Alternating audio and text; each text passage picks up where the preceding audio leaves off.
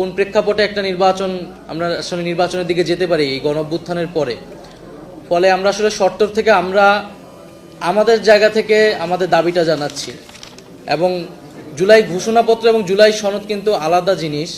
জুলাই ঘোষণাপত্র যেটার দাবি আরও অনেক আগে উঠেছিল ছাত্রদের পক্ষ থেকে, এবং জুলাই সনদ যেটা প্রধান উপদেষ্টা নিজে ডিক্লেয়ার করেছেন যে সংস্কারের ঐক্যমতের ভিত্তিতে একটা চার্টার তৈরি হবে, যে বাংলাদেশের রূপরেখাটা কীরকম হবে, কী কী সংস্কার আমরা এই সময়ে করব, কী কী সংস্কার ভবিষ্যতে করব, কী কী সংস্কারের ধারাবাহিকতা থাকবে। রাজনৈতিক দলগুলোর সেই কমিটমেন্ট জনগণের কাছে দিতে হবে যে আমরা কী কী সংস্কার করব।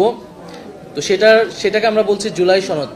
তো সময়ের থেকে আমি আমার ইন্টারভিউতে বলেছি প্রেক্ষাপটটা গুরুত্বপূর্ণ।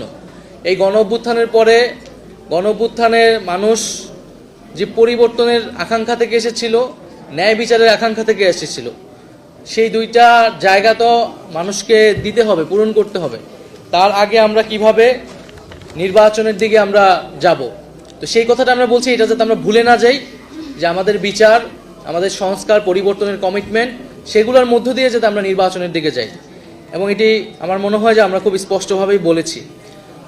দ্বিতীয়ত হচ্ছে এখানে যে আর্থিক জায়গা নিয়ে কথা বলা হচ্ছে, আমরা বাংলাদেশে রাজনৈতিক সংস্কৃতিতে আমরা চাই এই পরিবর্তনটা আসুক, যে কারা আর্থিকভাবে সহায়তা করা হচ্ছে, কোন খাতে সেটা ব্যয় হচ্ছে, এই সংস্কৃতিটা রাজনৈতিক দলগুলোর মধ্যে আসুক, এই সংস্কারটাও আসুক রাজনৈতিক দলগুলোর ভিতরে।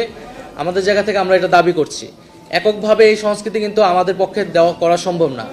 আমাদেরকে কারা সহযোগিতা করতেছে আর্থিকভাবে, আমরা যদি তাদের নাম প্রকাশ করি, তারা যে কোনো ধরনের ক্ষতির শিকার হবে না সেই নিশ্চয়তা তো সরকার থেকে দিতে হবে। আসলে সেই কালচার তো আসলে বাংলাদেশে এখনও তৈরি করা যায় না, কিন্তু আমরা চাই সেই কালচারটা হোক এবং সকল রাজনৈতিক দলই সেই সংস্কৃতি গ্রহণ করুক। দ্রব্যমূল্য নিয়ে এখানে আমার মনে হয় যে আমার সাথে যারা আছেন তারা এর আগেও থেকে নাগরিক কমিটি, বৈষম্যবিরোধী আন্দোলনের জায়গা থেকে বারবার বলেছেন, এবং গতকাল আমরা ইফতার প্রোগ্রামে বলেছি দ্রব্যমূল্য, তেলের দাম এবং ঈদের বাজার যাতে নিয়ন্ত্রণে থাকে। আমরা যেসব অলিগার্ক ছিল বাংলাদেশে, যারা দুর্নীতিবাজ, লুটেরা, ব্যবসায়িক শ্রেণী ছিল, আমরা কখনোই তাদেরকে সমর্থন করি না, করব না। এবং আমরা মূলত যারা দেশপ্রেমিক, যারা দেশকে নতুনভাবে গড়তে চায়, ছাত্রদের এই যে নতুন উদ্যোগকে সমর্থন করছে, যে সৎ মানুষরা রয়েছে সকলে সমাজে, তাদের থেকে আমরা সহযোগিতা চাচ্ছি। সাধারণ মানুষের কাছ থেকে আমরা সহযোগিতা চাবো। আমরা রিকশাওয়ালা থেকে শুরু করে সমাজের সকল শ্রেণী পেশার মানুষের কাছে যাব আর্থিক সহায়তার জন্য।